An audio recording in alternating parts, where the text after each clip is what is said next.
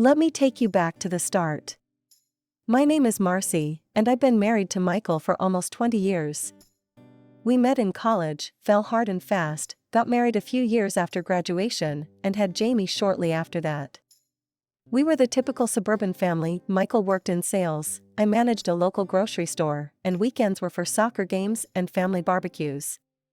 That particular November morning was supposed to be like any other. I dropped Jamie off at school. He was in his sophomore year and already talking about colleges, scholarships, the whole deal.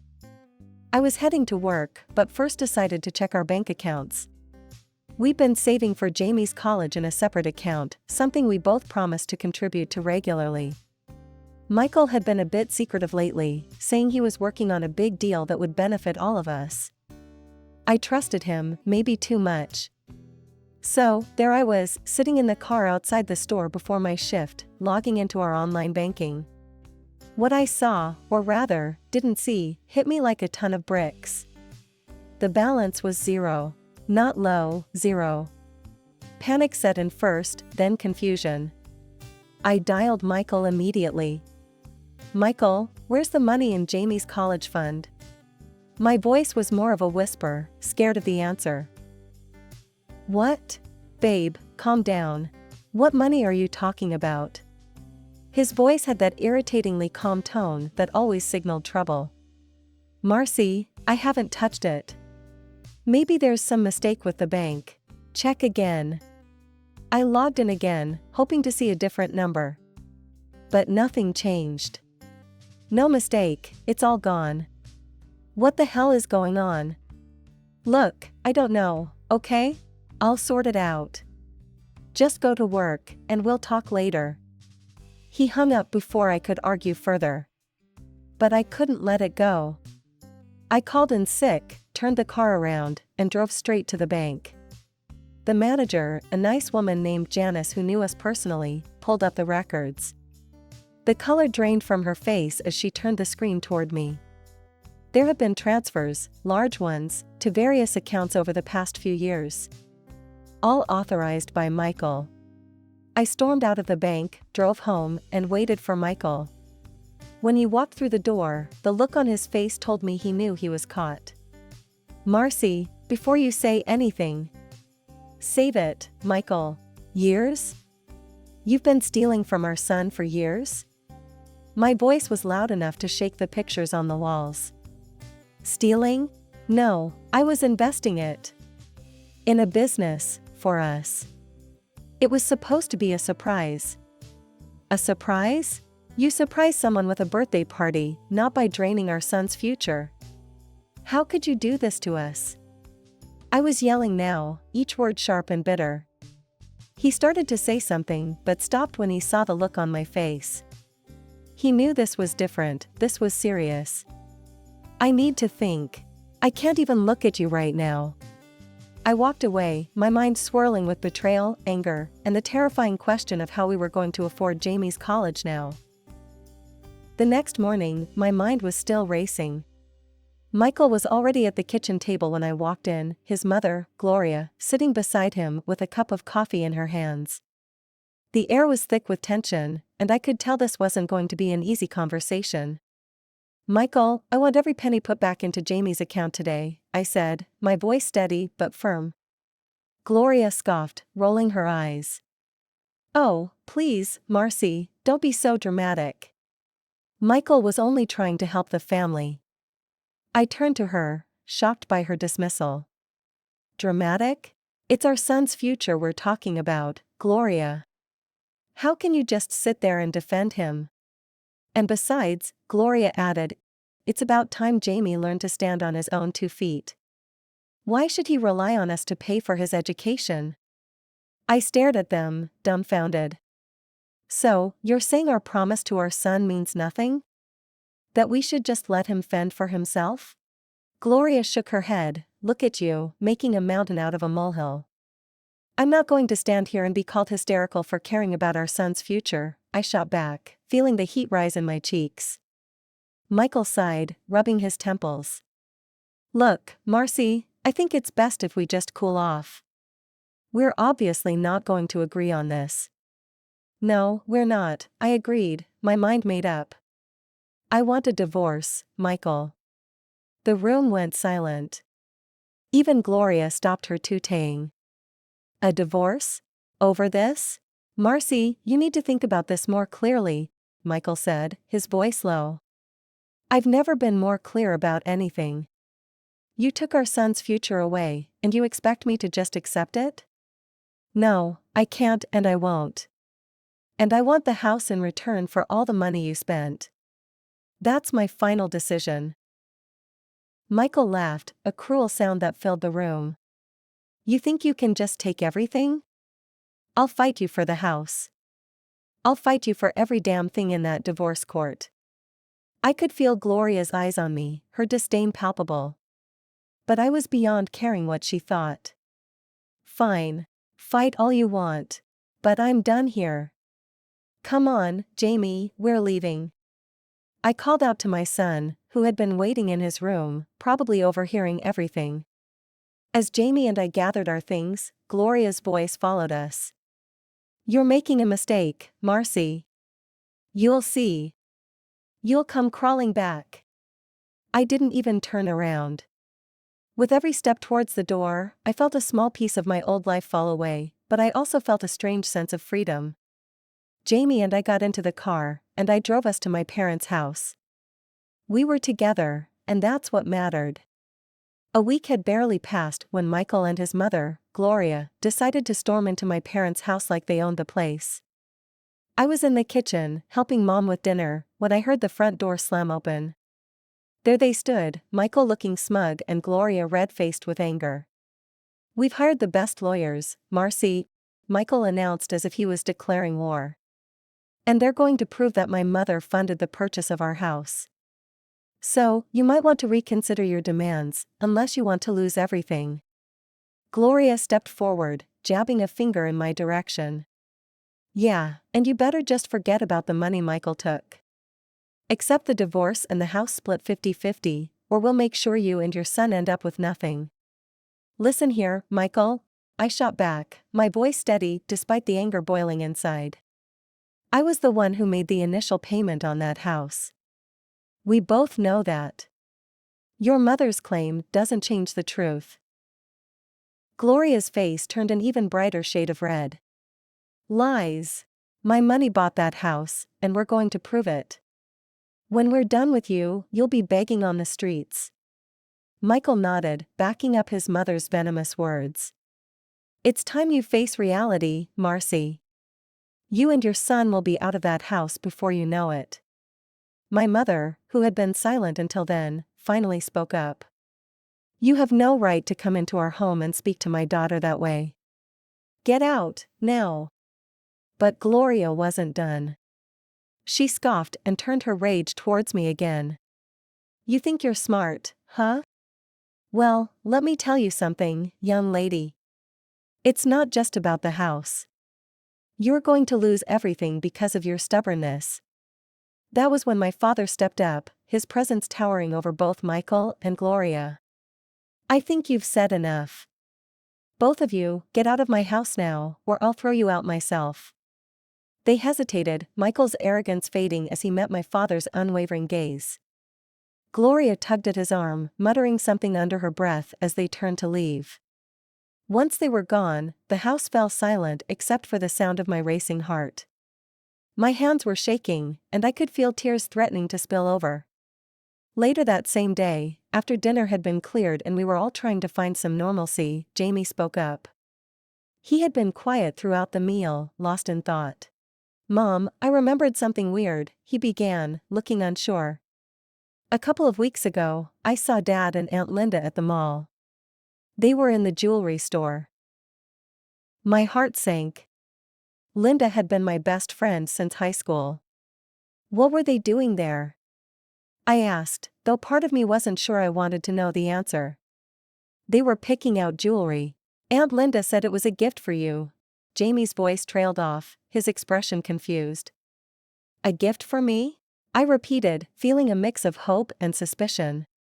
But he never gave me any jewelry. Yeah, and that's what's weird. They were laughing and looked really close. Aunt Linda even told me to keep it a surprise. Jamie frowned, clearly troubled by the memory. My mind was racing. None of this made sense. Why would Michael buy jewelry with Linda and not give it to me? And after today's confrontation, everything felt even more suspicious. I need to get to the bottom of this, I said more to myself than to anyone else. I'm going to hire a private detective. I need to know what's going on. I could feel my resolve hardening. If Michael was cheating on me with my best friend, I had to know the truth. A couple of weeks later, I got a call from the detective I'd hired. His voice was grave as he asked me to come to his office to discuss his findings. My stomach churned the entire drive over. When I arrived, he handed me a thick envelope. "Mrs. Harper, I'm sorry to say, the news isn't good," he started, and from there, he laid it all out. The detective had followed Michael and Linda, taken photos, and even got receipts from their purchases, including an expensive necklace that certainly never made its way to my neck. "Your husband and Mrs. Linda have been having an affair. I'm very sorry." The drive home was a blur. When I finally got back to my parents' house, I found Mom and Dad in the living room. I told them everything, showing them the photos and receipts. The shock on their faces mirrored the hollow feeling inside me. "Oh, Marcy, I'm so sorry," Mom said, her voice breaking as she came over to hug me. "That woman has been in our home, shared our meals. How could she?" "I can't believe Linda would do this to me," I whispered, feeling a tear roll down my cheek. "All these years, she's been lying to me, to all of us." Jamie came into the room then, hearing the last part. "Mom, are you okay? What happened?" I wiped my eyes and managed a small smile for him. "It's going to be okay, honey. We just found out something upsetting about Dad and Linda, but we'll get through this. We're together, and that's what counts." That night, as I lay in bed, the betrayal gnawed at me. Michael and Linda had deceived me, stolen from me, and broken my trust. But I knew one thing for sure, I wasn't going to let them destroy me. I would fight back, for my son and for the life I deserved. The next morning, I called Linda and invited her to chat. 2 hours later, I sat across from Linda at the small cafe where we used to meet for our girls' chats, the irony of the situation not lost on me. She seemed oblivious to the storm brewing inside me, smiling as she sipped her coffee. "So, how's Jamie doing, huh? Must be getting ready for college soon," Linda asked, her voice light and breezy. I clenched my jaw, staring straight at her. "Actually, Jamie's not doing great. He's been robbed by his father's mistress." Her smile faltered, and she set down her cup, a flash of guilt crossing her face. "Marcy, what are you talking about?" "I know about you and Michael, Linda. I've seen the proof." I leaned forward, my voice low and steady.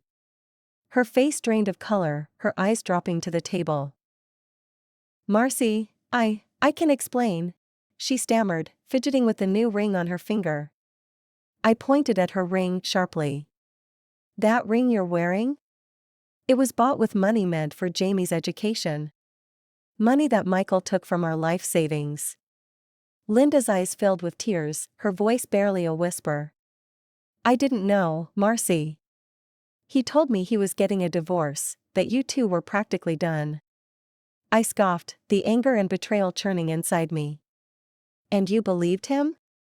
After all these years, you just took his word and didn't think to ask me? To think about Jamie?" She wiped at her eyes, nodding slowly. "He said he would leave you the house and everything in it.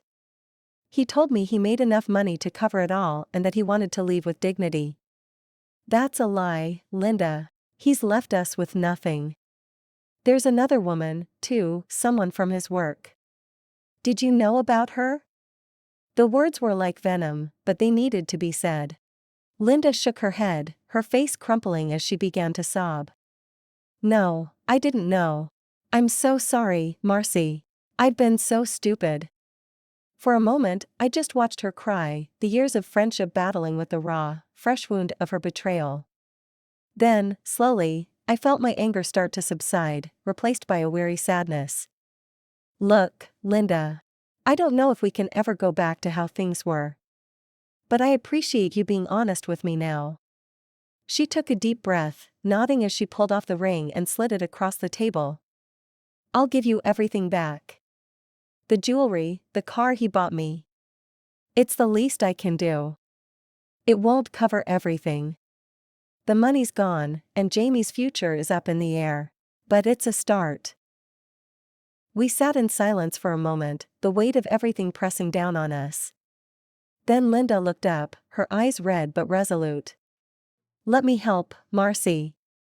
Let's figure this out together. For what it's worth, I want to make things right. We spent the next hour talking, not about the past, but about what we could do moving forward. Linda handed me the keys to the car Michael had bought her, along with a bag containing the jewelry. I'll do whatever it takes, Marcy. I owe you that much. The morning after my heart-to-heart with Linda, my phone buzzed early. It was Linda again, sounding more urgent than ever. Marcy, you're not going to believe this. Michael's company is throwing a big bash for his promotion tonight. It's at that fancy place downtown. Everyone will be there, including all the big bosses. That evening, we arrived at the restaurant, a sleek, modern place filled with Michael's colleagues in high spirits. I spotted Michael, laughing and clinking glasses, the picture of success. Seeing him like that, so carefree, fueled my resolve. Linda nudged me. Ready? As I'll ever be. Before I could second-guess myself, I stepped forward just as Michael caught sight of me. His smile vanished, replaced by a scowl. What the hell are you doing here, Marcy? You need to leave. No. His attempt to intimidate me in front of his peers only made me stronger. Actually, I'm here to congratulate you, Michael. Mind if I borrow the spotlight for a moment? His confusion was palpable as he hesitated. His boss, Mr. Carlson, noticing the exchange, gestured for me to continue. Please, let's hear what Marcy has to say. With all eyes on me, I moved towards the front where a projector was set up for presentations. Thank you, Mr. Carlson. The murmurs began as I clicked the remote, and images flashed on screen, photos of Michael and the financial director, cozy and compromising. The crowd gasped, and whispers filled the air. Not only has Michael been unfaithful to his family, but he's also been stealing from the company. Here are the financial records to prove it. The next slides showed documents, clear as day, detailing the fraud Michael and his mistress had committed. The room erupted into chaos. Michael tried to protest, his face turning red. This is nonsense. She's just a scorned woman. But Mr. Carlson, who had been examining the documents closely, silenced him with a raise of his hand. Enough, Michael. If these documents are real, you've not only betrayed your family but also this company. He turned to the financial director, who was now as pale as a ghost. And you, Jessica, will need to explain a lot. Security will escort you both out until we sort this out. Consider yourselves suspended, effective immediately. Michael looked like he'd been slapped, his eyes darting around the room, finding no allies. He glanced at me, fury and disbelief in his eyes. But I wasn't done yet. I trusted you, Michael. More than that, I loved you. We built a life together, a family. And you threw it all away. I hope it was worth it. With those final words, I walked away, Linda at my side, her hand squeezing mine in support. The last thing I heard was Mr. Carlson calling for calm as we exited the building. After Michael and his mistress were fired, they had to return all the stolen money to avoid a lawsuit, a small victory in the grand scheme but a victory nonetheless. Now, I was bracing myself for the biggest fight yet, the divorce and the battle for our house. I sat there with my lawyer, papers neatly stacked in front of us. Michael and his lawyer were across the room, looking less confident than usual. Gloria sat right behind him, her eyes shooting daggers across the room at me. As the judge entered, everyone rose, the room steeped in formality. Please be seated, the the judge commanded, and the session began. My lawyer presented the case succinctly. Your Honor, we have clear evidence of Mr. Harper's infidelities and misuse of the couple's joint finances. We have bank records, photographic evidence, and testimonies confirming that Mr. Harper diverted family funds to support extramarital affairs. The courtroom was silent, all eyes on us as we presented each piece of evidence. Michael's face grew paler with every document displayed. Then it was Gloria's turn. She stood, almost trembling with fury. Your Honor, this is all lies. My son is a good man. It's Marcy who drove him to do what he did. Besides, the house they lived in was bought with my money. Her voice was shrill, desperate. I clenched my fists under the table, trying to maintain composure. Mrs. Harper, do you have any proof of your claims about the house? The judge asked, his tone skeptical. Well, I don't have the papers here, but it's true, she stammered. My lawyer then stepped up, handing a stack of documents to the judge. Your Honor, these are the bank statements and mortgage payments clearly showing that it was, in fact, Marcy who made the initial down payment and subsequent mortgage payments from her personal account. The judge nodded, examining the documents carefully. Michael whispered something to his lawyer, a look of defeat settling over him. Then, the unthinkable happened. Gloria, unable to contain herself, stood up and shouted, "This is all your fault, Marcy. If you'd been a better wife, my son wouldn't have needed other women." The courtroom erupted into murmurs. The judge banged his gavel. Order! Mrs. Harper, one more outburst like that and I will have you removed from this courtroom. Gloria sank back into her seat, muttering under her breath. After reviewing everything, the judge finally spoke. Having considered all the evidence presented, it is clear that Mr. Harper has not only been unfaithful but has also significantly mismanaged marital funds. Therefore, the court rules in favor of Mrs. Harper. The house will remain under her ownership, Mr. Harper will return 50% of the misused funds, and additional compensation for emotional distress will be awarded to Mrs. Harper. Michael looked like he had been punched in the gut, his head hanging low. Outside the courtroom, I took a deep breath of free air.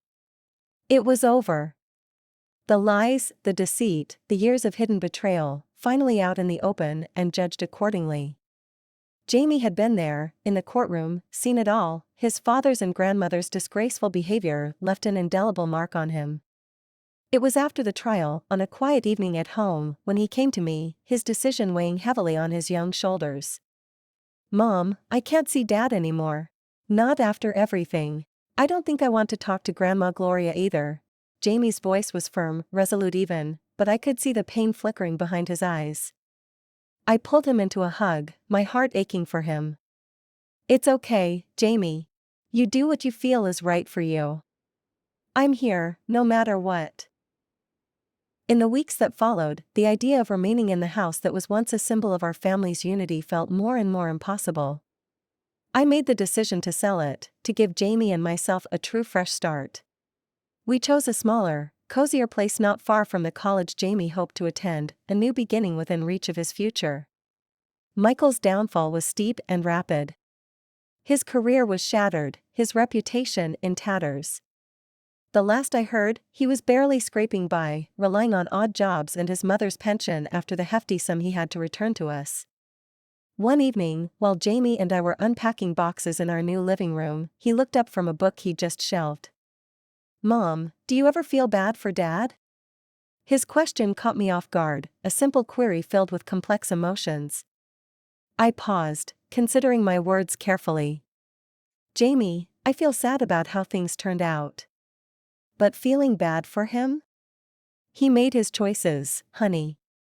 We all have to live with the results of what we do. What's important is that we try to do better, be better. Jamie nodded, a thoughtful frown creasing his brow. I want to be nothing like him, Mom. And you won't be. You're your own person, with your own choices to make. I ruffled his hair, proud of the young man he was becoming. Life slowly found a new rhythm, our days filled with work, school, and the occasional movie night in our snug living room. I continued my job at the grocery store, the normalcy of work a welcome anchor. As the days turned into weeks, and weeks into months, our new home grew around us like the garden we tended together, slowly, with care, and a lot of love. Reflecting one evening over a cup of tea, I realized that despite the trials, the heartaches, and the upheaval, we had emerged stronger. I had fought for my son's future and my own peace of mind, and won.